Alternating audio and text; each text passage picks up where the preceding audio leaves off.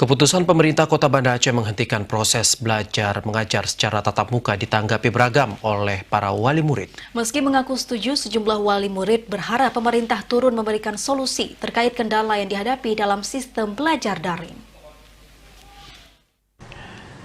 Harapan agar pemerintah Banda Aceh turut memperhatikan metode pembelajaran jarak jauh menyusul kompleksnya permasalahan yang dihadapi wali murid dan juga siswa. Meski berat, sejumlah wali murid menyatakan mendukung keputusan Pemko Banda Aceh yang menghentikan proses belajar tatap muka guna memutus penyebaran COVID-19. Erli Novita, wali murid yang ditemui redaksi TVRI, mengatakan selain rasa jenuh anak akibat banyaknya tugas sekolah, tidak meratanya fasilitas pendukung menjadi problem yang dihadapi wali murid dalam sistem belajar tatap muka.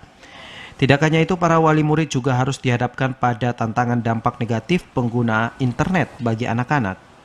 Daring kan HP otomatis itu HP itu keterusan jadinya.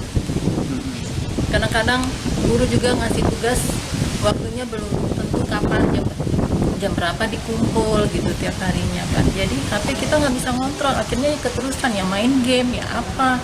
Kita memang melihat situasi perkembangan COVID sekarang yang sudah setelah Lebaran ini kan terjadi pertumbuhan yang sangat besar ya, sehingga memang sangat tepat kalau saya lihat sangat tepat itu peraturan wali kota mengeluarkan instruksi bahwa sekolah belajar dari rumah.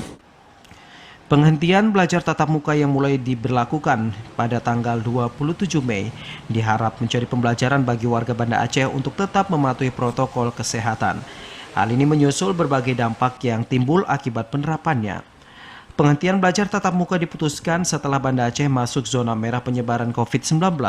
Kini ribuan siswa dan para wali murid di 114 satuan pendidikan di Kota Banda Aceh terpaksa dihadapkan dengan kendala pembelajaran dengan metode daring. Dari Banda Aceh, Arman Konadi, TVRI melaporkan.